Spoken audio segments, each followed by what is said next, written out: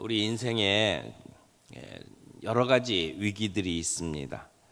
우리가 처한 상황이 힘들고 고통스러울 때에 우리의 영혼도 침체에 빠질 때가 참 많이 있습니다. 우리의 육신이 연약하다든지 아니면 우리의 형편이 어렵다든지 그렇게 되면 그것이 영혼에 영향을 끼치고 그래서 영적으로 지치고 피곤해져서 영적 침체에 빠지는 경우들이 종종 있습니다. 우리가 연약한 존재이기 때문에 우리의 육신의 상황이 영에 영향을 끼치고 또 우리의 그 살아가는 삶의 형편이 우리의 영에 영향을 끼치는 경우들이 참 많이 있다는 겁니다. 오늘은 우리의 삶에 위기를 만났을 때 어떻게 우리가 그 가운데 소망의 닷을 든든히 내리고 흔들리지 아니하며 살아갈 수 있는지 함께 은혜를 나누기를 원합니다. 우리 인생에 폭풍이 참 많이 일어납니다. 때로는 내가 잘못해서 일어나는 경우도 있죠. 내가 내 몸을 관리하지 못해서 또는 내가 저지른 실수 때문에 우리의 인생에 위기가 오기도 합니다. 때로는 내가 하지 않은 일들이지만 내 주변에 있는 시스템에 의해서 또는 다른 사람에 의해서 위기가 다가오기도 하죠. 그런데 어떤 때에는 그런 것과 관계없이 애매하게 우리에게 오는 그러한 고난도 있고 위기도 있습니다. 하나님께서 일으키시는 폭풍이다 이렇게 말할 수 있겠죠. 삼손이 그 하나님의 부름을 받고 나실인으로 살아가야 하지만 자기가 유혹에 빠지고 자기가 실수해서 위기를 만나죠. 하지만 종종 복음을 전하다가 바울과 실라 같이 감옥에 갇히는 일들도 겪게 됩니다. 다른 사람들의 원인 때문에 일어나는 위기죠. 그러나 예수님의 제자들이 갈릴리 바다를 지나갈 때에 하나님께서 폭풍을 일으키신 그런 그 폭풍은 하나님이 어떤 목적을 가지고 일으키시는 폭풍이고 위기라고 말할 수 있습니다. 그런데 그걸 보면 예수 믿고 신앙을 가지고 살아가는 사람들에게도 이런 폭풍들이 언제든지 찾아올 수 있구나라고 하는 것을 알 수 있죠. 차별이 없습니다. 누구에게나 찾아옵니다. 하나님의 복음을 전하기 위해서 애쓰던 바울에게도 이런 인생의 위기, 폭풍이 찾아옵니다. 오늘 이 바울의 이야기를 좀 함께 살펴보는데요. 바울이 늘 마음속에 품고 있었던 소원이 로마에 가서 복음을 전하는 것이었습니다. 근데 지금 바울은 예루살렘에 갔다가 거기서 소동이 일어나고 그리고 이제 거기서 사람들이 바울을 고소를 했어요. 그래서 재판이 이루어집니다. 그래서 그 재판이 이루어지고 있는 가이사랴에 바울이 이제 억류되어 있었습니다. 그런데 바울은 유대인이지만 로마 시민권을 가지고 있었습니다. 로마 시민권자들은 자기가 억울하다, 불리하다라고 생각이 될 때는 로마의 황제에게 재판을 청할 자격을 가지고 있었어요. 그게 특권입니다. 바울은 지금 이루어지는 이 재판들 속에서 가이사에게, 황제에게 상소를 했죠. 그래서 바울은 가이사랴에서 재판을 마무리하는 것이 아니라 로마로 압송되어서 그곳에서 재판을 치르게 된 것입니다. 그래서 할 수 없이 바울을 호송하는 그런 배가 필요했고 이제 배를 타고 이동을 하게 됐죠. 그런데 그 로마 총독부에서 바울만 보낸 게 아니라 로마로 보내는 다른 죄수들과 함께 그 배를 타도록 만들었습니다. 그래서 바울과 다른 죄수 276명을 데리고 그리고 그 로마로 가게 되는데, 그때 그 배를 지휘했던 사람은 백부장, 휘하에 부하가 100명 있는 사람이 백부장이죠. 우리나라로 하면 중대장보다는 더 급이 높은 그러한 위치라고 말할 수 있겠죠. 그 당시 로마의 백부장 그러면 대단한 파워를 가지고 있는 사람입니다. 근데 그 백부장 율리오라고 하는 사람이 그 배를 지휘하게 되었습니다. 바울은 꿈에 그리던 로마를 가게 됐는데, 근데 죄수의 신분으로 배를 타고 가게 됐어요. 근데 여러 가지 이점이 있습니다. 하나는 경비가 안 듭니다. 재판을 받기 위해서 그 나라에서 만들어 준 배편을 사용을 하기 때문에 자기가 여행 경비 되지 않아도 로마에 갈 수가 있죠. 가고 싶었던 로마를 결국은 로마 사람들의 그 세금에 의해서, 그래서 무료로 지금 로마를 가게 된 겁니다. 근데 가는 도중에 크레테라고 하는 섬에 배가 정착을 먼저 합니다. 잠깐 머물면서 이제 로마로 가기 위해서 준비를 하는데, 그때 하나님께서 바울에게 지금 항해를 계속하게 되면 큰 어려움이 있을 것이다라고 하는 것을 계시해 주십니다. 그래서 바울은 백부장에게 이야기를 합니다. 지금 떠나게 되면 위험하니까 이 항구에서 겨울을 지내고 그리고 출발을 하는 것이 좋겠소라고 이야기를 합니다. 그런데 바울을 호송하던 백부장은 하나님의 뜻을 전달하는 바울의 말보다는 선장의 이야기를 더 중요하게 생각을 했어요. 그리고 그 배 주인의 생각도 마찬가지였죠. 그래서 선장이나 배 주인의 말을 신뢰하고 그 겨울에 겨울이 되는 그 시간에 배를 움직이게 됩니다. 물론 바울은 항해에 관해서는 비전문가예요. 거기다가 죄수의 신분이죠. 그러니까 항해에 대해서 알지도 못하는 사람이고, 그리고 지금 죄수의 신분으로 있던 바울의 이야기를 듣지 않는 것은 어쩌면 당연한 것인지도 몰라요. 그 결과 결국 항해가 시작됐고 유라굴로라고 하는 광풍을 만나서 모든 사람이 위기에 처하게 되죠. 지금 폭풍 가운데 위기를 만난 바울과 이 수많은 사람들 심각한 위기에 처합니다. 근데 왜 이런 위기에 처했을까요? 원인을 살펴보면 몇 가지 이유가 있다고 생각이 되는데, 첫 번째는 하나님의 말씀보다 전문가의 의견을 더 중요하게 생각을 했죠. 11절 보세요. 백부장이 선장과 선주의 말을 바울의 말보다 더 믿더라. 어쩌면 당연한 얘기인지 몰라요. 백부장이 죄수로 끌려가는 바울의 이야기를 듣겠습니까? 그 배를 오랫동안 몰고 다니던 선장과 선주의 이야기를 듣겠습니까? 근데 지금 이 위기를 만난 첫 번째 이유는 따지고 보면 전문가의 말을 너무 믿은 거죠. 왜 풍랑을 만나서 지금 고생합니까?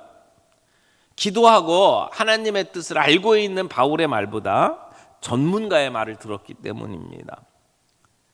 바울은 비전문가죠. 사실 바다에 대해서, 항로에 대해서, 날씨에 대해서 누가 더 잘 알겠습니까? 세상 말로 이야기하면 선주와 선장이 전문가입니다. 그러니까 지금 백부장은 상식적인 선택을 한 거죠. 상식의 기초에서 합당한 선택을 한 겁니다. 그러나 이게 문제죠. 오늘날 우리 사회에 전문가라고 하는 사람들이 대접받고 있는 시대입니다. 뭐 의사라든지 변호사라든지 건강에 관해서 참 우리의 삶의 여러 가지 부분에 관해서 전문가라고 하는 사람들이 너무나 많습니다. 근데요, 전문가라는 게 모든 것의 전문가가 아니고 한 분야의 전문가예요. 오늘날 박사, 닥터라고 하는 사람들이 깔렸습니다. 근데 그 닥터를 그 이름을 단 사람들이 지혜롭고 그리고 참 세상을 살아가는 어떤 그 뛰어난 그 해안이 있어서 박사가 아니라 한 분야의 전문가죠.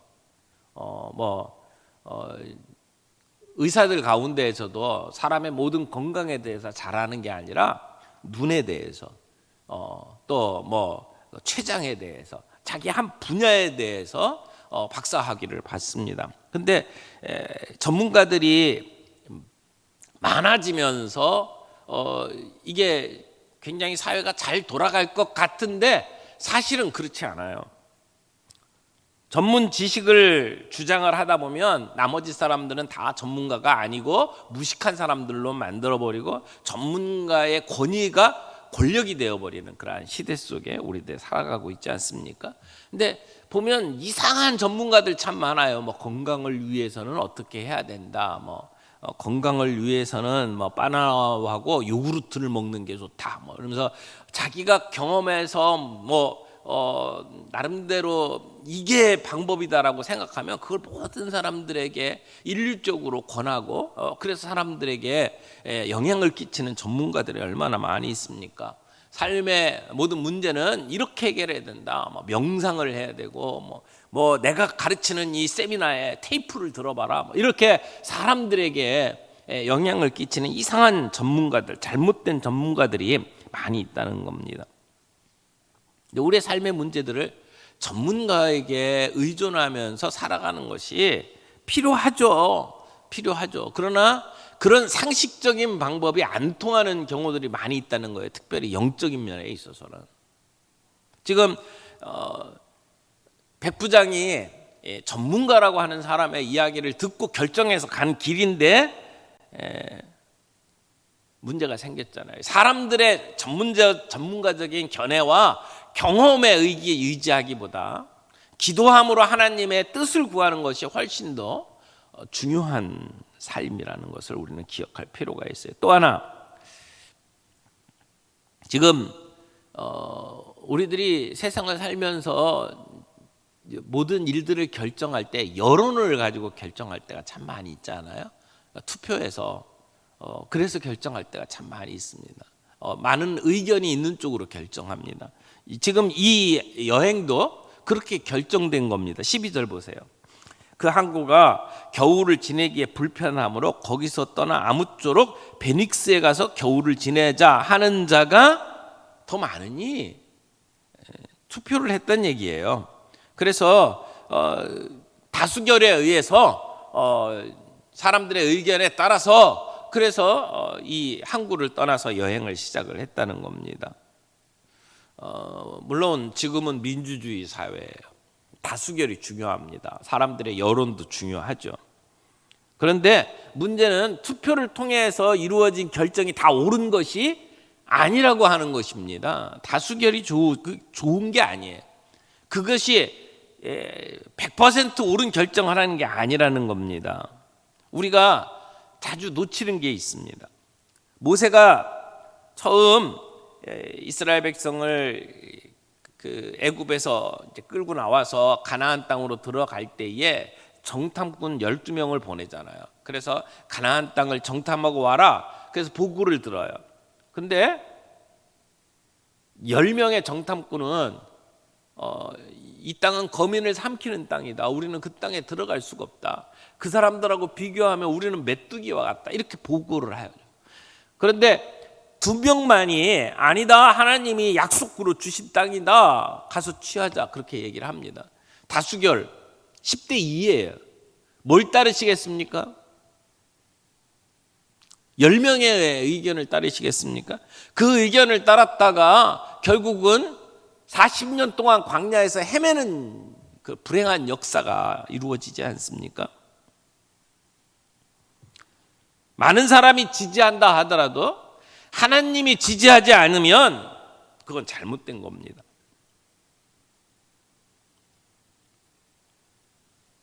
지금 이 여행길은 다수결에 의해서 결정된 겁니다. 하지만 잘못된 겁니다. 또 하나, 우리가 결정을 지을 때에 자주 실패하는 경향이 있는 것이 일이 순적하게 이루어진다고 생각을 하는 거예요. 13절 보세요. 남풍이 순하게 불매 그들이 뜻을 이룬 줄 알고 닷을 감아 그레데 해변을 끼고 항해하더니, 남풍이 순하게 불매, 환경이 순적하게 이루어지는 겁니다. 지금 이 사람들은 배를 띄워서 여행하기를 원했어요. 근데 여행하기에 딱 좋은 환경이에요. 남풍이 부는 겁니다. 야, 전문가들의 말이 맞구나. 맞아, 지금 떠나야 돼. 그렇게 결정을 하고 정박해 있던 배에 닷을 끌어올리고 그리고 해변을 끼고 항해를 시작을 했다는 겁니다. 여러분, 우리가 쉽게 빠지는 오류, 순적한 길을 만났기 때문에 이것이 하나님의 뜻이구나 생각하고 결정하고 길을 간다는 거예요. 남풍이 순하게 불었다라고 하는 것 때문에 지금 적기다, 전문가들의 말이 맞다라고 생각을 하고 여행을 했다는 겁니다. 여러분, 요나가 하나님의 뜻을 어기고 다시스로 도망갈 때에 어떤 일이 벌어집니까? 욥바로 내려가서 배를 타려고 했는데 마침 다른 데로 가는 배를 본 거예요. 자기가 원하는 그 다시스로 가는 배를 본 거예요. 그러니까 이게 옳은 길이구나라고 생각을 한 거죠. 하나님은 그에게 니느웨로 가라고 그랬는데 정반대의 방향, 동쪽으로 가라고 그랬는데 서쪽으로 가는 배가 마침 있었던 거죠. 얼씨구나 잘 됐구나라고 생각하고 그 배에 오른 겁니다. 그러니까 여러분, 순적하게 일이 풀린다고 해서 하나님의 뜻이라고 얘기해서는 안 된다는 거죠. 느낌으로 살아가면 안 된다는 겁니다. 이게 정말 좋을 것 같은 느낌이 들어라고 생각해서 결정을 해서 되는 것이 아니라는 겁니다. 여러분, 지금 바울의 말을 듣지 아니하고 백부장은 인간의 합리적인 판단을 한 거예요. 전문가의 이야기를 듣고 다수결에 의하고, 그리고 순적하게 일이 풀렸어요. 그래서 배를 띄웠어요. 만약 백부장이 바울의 이야기를 잘 들었더라면, 그의 하는 말에 귀를 기울였다면 풍랑을 만나지 않았을 겁니다. 오늘 우리들의 인생에도 우리는 많은 결정들을 내려야 합니다. 그런데 그 결정이 인간적인 합리적인 결정이냐, 하나님의 뜻을 따라서 내리는 결정이냐, 우리는 예민하게 살펴봐야 합니다. 인간의 생각을 앞세우지 말고 하나님의 뜻을 구하는 그런 우리가 될 필요가 있다라는 것이죠. 고린도 전서 1장 25절에 보면 하나님의 어리석음이 사람보다 지혜롭고 하나님의 약하심이 사람보다 강하니라. 하나님의 뜻에 순종하면서 살아갈 때, 그때 우리의 삶이 평안해집니다. 처음 출발했을 때는 모든 것이 잘 풀리는 것 같아요. 순적한 것 같아요. 그러면 우리는 그렇게 생각하죠. 야, 축복받았다, 축복받았다. 여러분, 영원한 축복이라는 없습니다. 금방 광풍을 만나서 고생할 일들을 이 사람들은 못 본 거죠. 영원한 축복이 없어요. 동시에 영원한 고난도 없습니다. 축복과 고난은 하나님의 손 안에 있어요.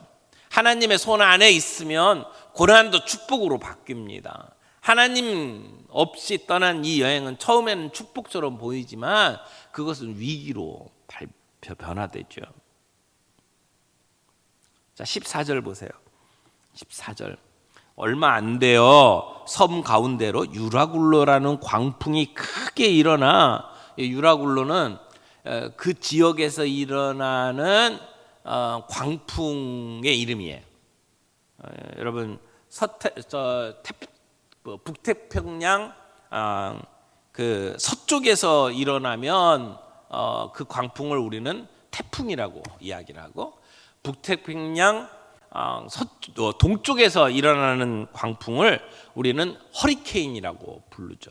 그게 인도양에서 일어나면 그걸 사이클론이라고 이야기를 해요. 지금 지중해인데 이 크레테 섬을 중심으로 해서 그 산맥을 끼고 바람이 형성이 되는 그런 아주 심한 광풍이 있는데, 이것을 그 사람들은 유라굴로라고 부르는 거예요. 광풍이 불고 그리고 바다에 파도가 일기 시작을 하면요, 얼마나 무서운지 몰라요. 여러분 그런 거 경험하셨습니까? 저는 대학 때 그 낙도에 전도하러 이제 여러 군데 돌아다녔는데, 한 번은 배를 타고 섬에 가는데, 큰 배는 섬에 이렇게 못 들어가는 경우들이 많아요. 그러면 중간놀이라고 그래서 작은 배를 띄워가지고 큰 배에다가 이렇게 사람을 이렇게 내리도록 만들어서 그 배를 타고 통통통통 걸으면서 항구까지 들어가거든요. 그걸 그 동네에서는 중간놀이라고 이야기를 하는데, 근데 뭐 거룻배라고 이제 좀 이따가 우리 성경에도 거루가 나옵니다만은 이제 비슷한 개념이에요. 그래서 큰 배에서 작은 배에 옮겨 타고, 항구가 뻔히 보여요. 항구가 보여가지고 야 이제 저기 다 왔다, 그리고 갈아탔는데 갑자기 깜깜해지더니 뭐 바람이 불고 그리고 파도가 치기 시작을 하는데요. 그러니까 이 조그만 배에 그 파도가 치니까 이게 들어가면 눈 위로 파도가 보이는 거잖아요. 근데 정신이 없더라고요. 게다가 통통통통 가기라도 하면 괜찮은데, 이게 밑으로 내려갔을 때 수초에 걸려가지고, 그래가지고는 프로펠러가 딱 멈춘 거예요. 이러다 죽겠구나 이런 생각이 들더라고요. 바로 금방 보였던 항구가 뿌옇해갖고 아예 안 보여요. 어디로 갈지도 몰라요.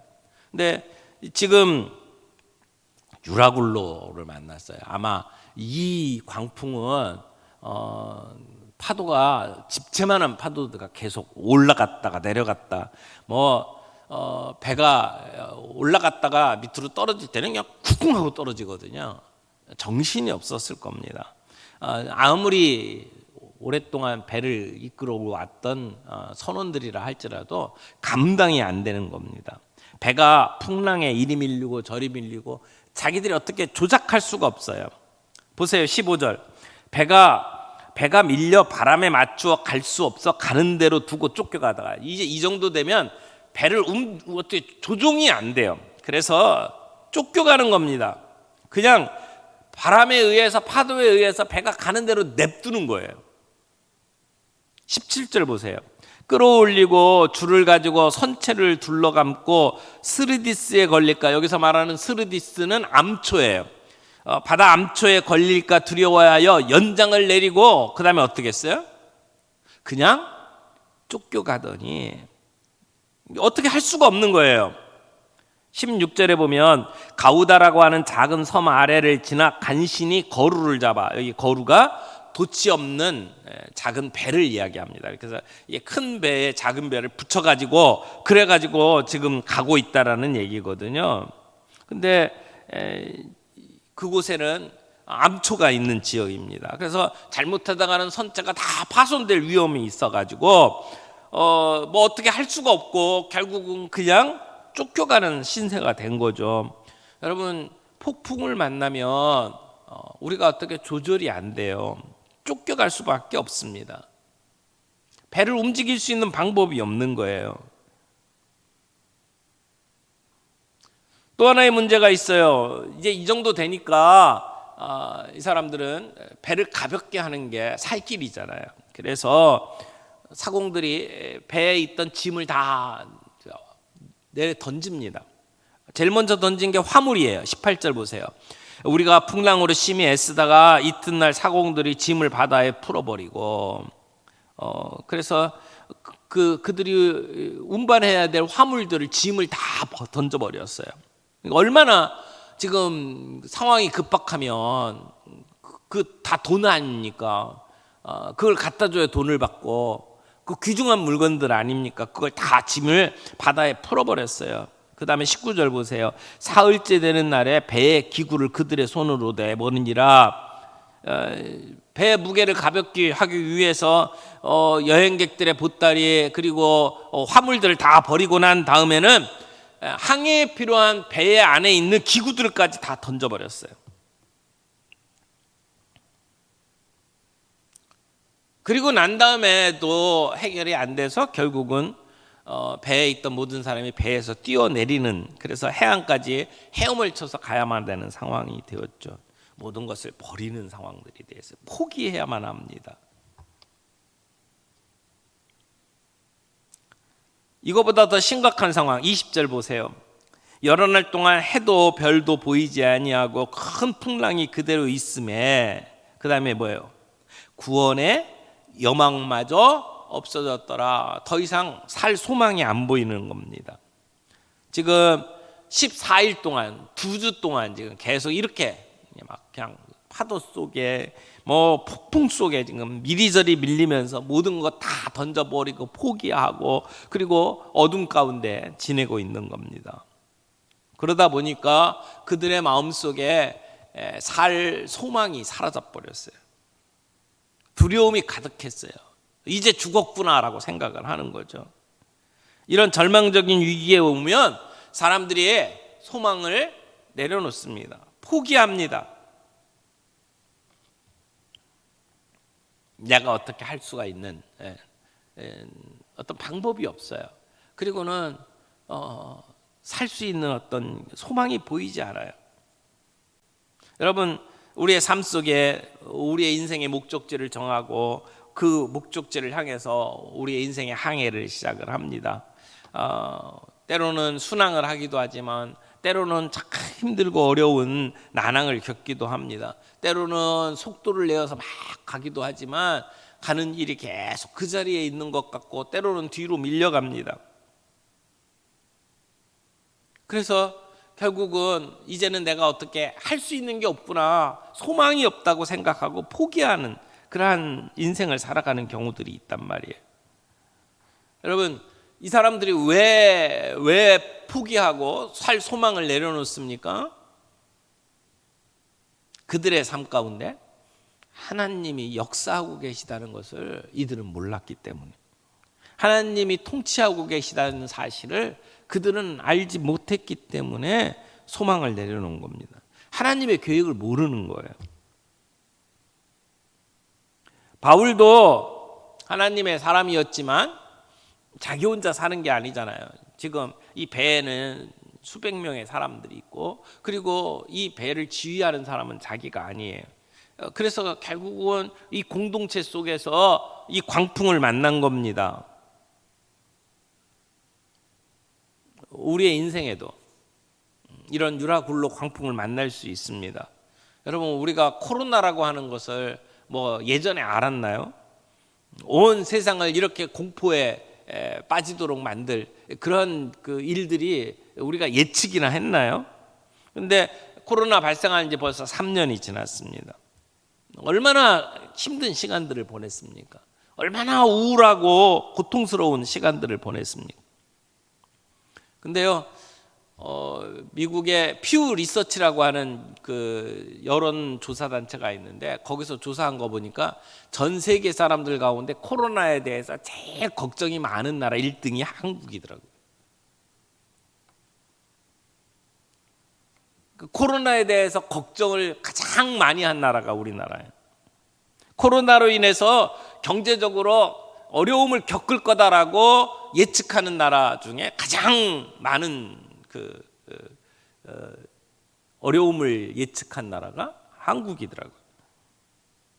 여러분, 우리나라 사람들이 그런 거 보면 굉장히 이렇게 부정적이고 뭐 하나 이렇게 경험을 하게 되면 이렇게 난리 법석을 떠는 나라인 것 같아요. 물론 우리나라가 일제 강점기를 지내고 그리고 한국 전쟁을 지내면서 정말 힘든 시간들을 보냈기 때문에 뭐 자라보고 놀란 가슴 소뚜껑 보고 놀란다고 우리에게 조금만 어려운 일이 생기면 그냥 난리 법석을 떨잖아요. 남녀노소 가릴 것 없이 우리는 우리의 인생 가운데 유라굴로 광풍을 만날 수 있습니다. 그런데요, 오늘 본문 이야기를 가만히 보면 백부장이나 그 배에 탄 사람들과는 전혀 다른 반응을 바울이 보이고 있다는 사실입니다. 완전히 반대의 모습을 보여주고 있습니다. 선원들의 모습, 백부장의 모습들은 이 세상을 살아가는 사람들의 일반적인 모습이에요. 가장 합리적인 모습이고 너무나도 자연스러운 삶의 태도예요. 근데 우리가 그런 삶의 반응을 가지고 살아가게 되면 지금 쫓겨갈 수밖에 없고 모든 걸 포기해야 되고 그리고는 소망까지 끊기는 그러한 결과를 우리가 경험할 수밖에 없어요. 그런데 사도 바울은 어떻습니까? 위기가 찾아왔을 때 그 위기에 대처하는 모습이 다른 사람들하고 달랐다는 겁니다. 어떻게 보면 지금 이 유라굴로 광풍은 하나님이 보내신 광풍이에요. 어떻게 보면 우리의 인격을 훈련시키는 하나님의 도구라고 말할 수가 있습니다. 이 광풍이 늘 해로운 것만은 아니에요. 하나님은 그런 고난을 통해서 우리들에게 깨닫게 하시고 우리들을 훈련시켜 가십니다. 우리의 신앙의 불순물들을 제거하시고 우리를 순수하게 만들어 가시는 하나님의 방법이라고 하는 것이죠. 그래서 욥이 그런 말 하잖아요. 그러나 내가 가는 길을 그가 아시나니 그가 나를 단련하신 후에는 내가 정금같이 나오리라. 순금같이 되어 나오리라. 하나님께서는 때때로 우리의 인생에 유라굴로를 만나게 하시고 그것을 통해서 불순물을 제거하시고 우리를 순금으로 만들어 주신다는 겁니다. 토마스 왓슨이라고 했던 그 영국 청교도 운동의 지도자가 이런 얘기를 했어요. 환자는 의사가 써준 처방전 그 약을 처방을 할 때에 쓴 약을 처방했다고 불평해서는 안 된다. 오히려 병을 치유하기 위한 처방으로 알고 감사해야 한다. 하나님께서는 고난에 쓴 약을 통해 우리를 축복해 주시기를 원한다. 하나님께서 때때로 우리의 인생에 위기를 만나게 하시고 어떻게 보면 환자가 먹는 쓴 약과 같은 고난인지 모르지만 그것은 우리를 치유하시고 우리를 축복하기 위한 하나님의 방편이다. 그런 얘기죠.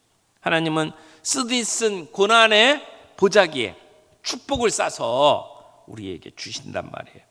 그래서 우리의 삶 속에 이렇게 위기를 만나고 그리고 이리저리 부딪히는 경험을 할 때 우리가 어떻게 해야 합니까? 저는 사도 바울의 처신을 보면서 우리가 꼭 붙잡아야 될 중요한 그러한 우리 인생의 닷을 몇 가지를 좀 생각을 해보기를 원합니다. 첫 번째는요 23절이에요. 23절 보세요. 바울의 폭풍 속에서 뭐라고 말했습니까? 내가 속한 바 곧 내가 섬기는 하나님의 사자가 어젯밤에 내 곁에 서서 말하되. 그 위기의 순간에 모든 사람이 소망을 잃고 힘들어하던 그 시간에 지금 하나님의 사자가 바울 곁에 서서 말씀하셨다. 고난 가운데 하나님은 사자를 보내셔서 바울과 함께 하셨단 말이에요. 하나님이 내 곁에 계신다. 내 곁에 서서. 얼마나 좋은 말이에요. 내 곁에 서서. 하나님이 내 곁에 서서 말씀해 주신다. 그 위기의 순간에 하나님이 나타나신 겁니다. 그리고 바울에게 두려워하지 말아라 라고 말씀을 하는 거죠. 여러분, 바울은 순간순간 힘들고 어려울 때마다 그 하나님의 임재를 경험했어요. 사도행전 18장에도 보면 밤에 주께서 환상 가운데 바울에게 말씀하시되 두려워하지 말며 침묵하지 말고 말하라. 이 성중에 내 백성이 많음이니라. 하나님이 말씀하셨어요. 사도행전 23장에도 보면 공회에 붙잡혀서 재판을 받을 때 이렇게 말씀하셔요. 그날 밤에 주께서 바울 곁에 서서 이르시되 담대하라, 내가 예루살렘에서 나의 일을 증언한 것 같이 로마에서도 증언하여야 하리라. 바울 곁에 서서 말씀하시는 하나님, 고난 속에 함께 하시는 하나님, 그러면서 두려워하지 말라고 말씀을 하셨단 말이에요. 여러분, 오늘 우리들의 삶의 위기를 만났을 때 하나님의 임재를 경험할 수 있기를 바랍니다. 내 곁에 서서 말씀하시는 하나님을 만날 수 있기를 바랍니다. 하나님은 우리의 삶의 위기를 함께 겪으시는 분입니다. 우리와 항상 함께 있으리라 약속하신 하나님이 우리의 삶의 위기 속에서도 함께 계셔요. 그러면서 우리에게 말씀하십니다. 두려워하지 말아라. 두려워하지 말아라. 하나님의 임재, 내 곁에 서서 말씀하시는 하나님을 만나는 은혜, 그 은혜가 저와 여러분들에게 있기를 바랍니다. 우리 인간의 끝은 하나님의 시작이에요. 우리 인간의 절망은 하나님의 기회예요. 어떻게 보면 지금 이 모든 배에 탄 사람들이 살 소망, 여망을 다 잃어버렸다. 그때가 기회예요. 그때가 하나님을 만나는 자리죠. 우리의 올바른 신앙을 가지고 있는 그리스도인이라면 우리의 삶 속에 일어나는 그 역사 속에 그 배후에 계시는 하나님의 존재를 아는 사람들입니다. 오늘 우리는 하나님의 계심을 알잖아요. 오늘 우리의 삶 속에 하나님이 통치하고 계신 걸 믿잖아요. 그러면 우리의 위기, 우리의 삶의 힘든 고통 그 뒤에 하나님이 계셔요. 하나님이 이것을 지금 다스리고 계신다 믿는다면 우리의 절망이 소망으로 바뀔 수 있다는 것입니다. 두 번째, 24절 보겠습니다. 24절 보세요. 바울아 두려워하지 말라. 내가 가이사 앞에 서야 하겠고. 여기 이 위기 속에 하나님은 바울에게 사명을 확인시켜 주십니다.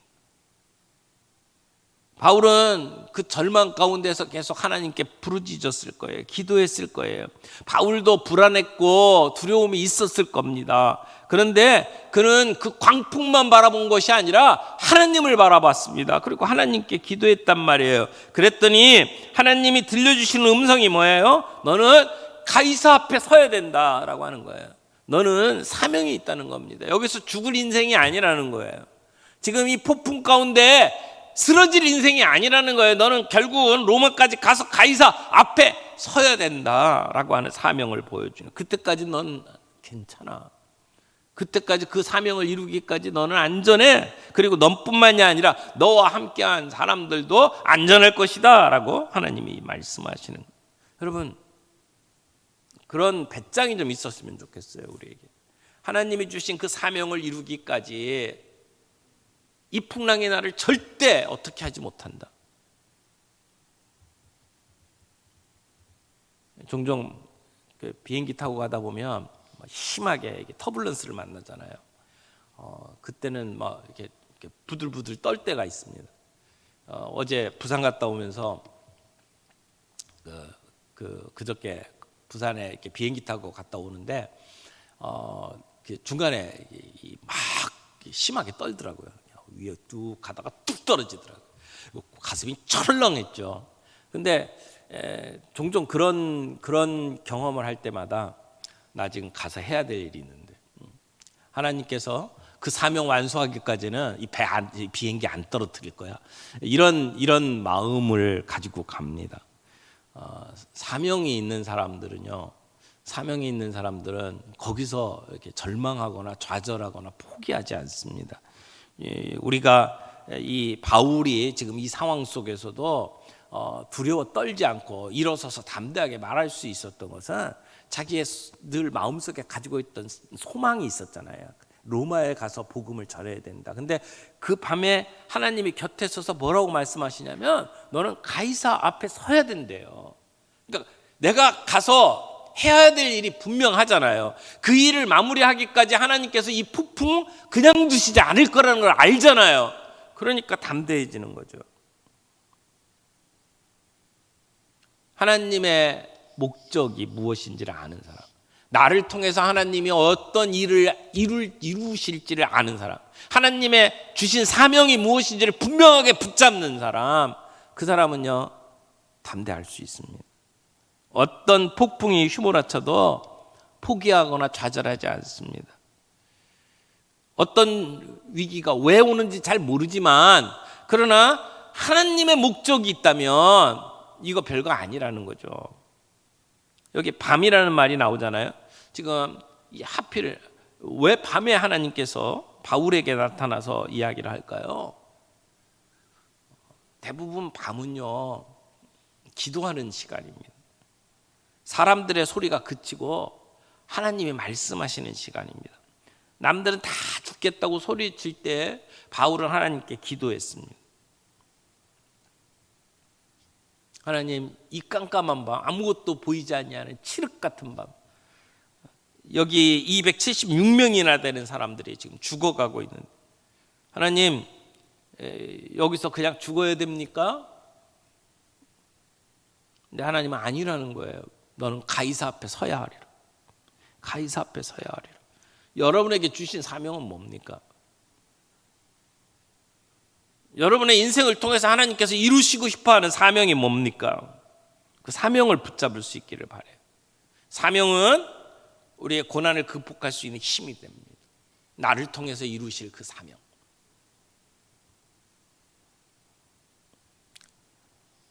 우리 하나만 더 이야기를 하죠. 25절에 바울이 한 이야기를 봅시다. 그러므로 여러분이여 안심하라. 나는 내게 말씀하신 그대로 되리라고 하나님을 믿노라.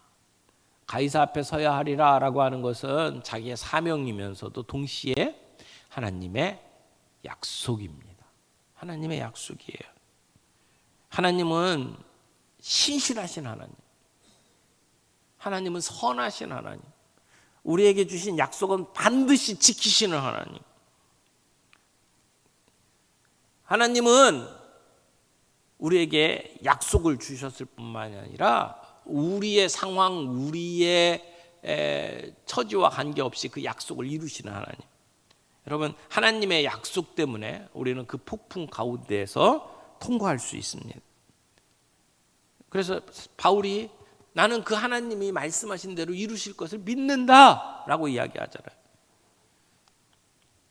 환경을 붙잡는 사람이 있고 약속을 붙잡는 사람이 있어요. 여러분은 무엇을 붙잡으시겠습니까?